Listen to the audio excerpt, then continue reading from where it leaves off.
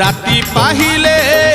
पाहिले राति पाहिले जागर शिव मंदिर लागिब भीड़ हइलो शिव मंदिर लागिब भीड़ राति पाहिले जागर शिव मंदिर लागिब भीड़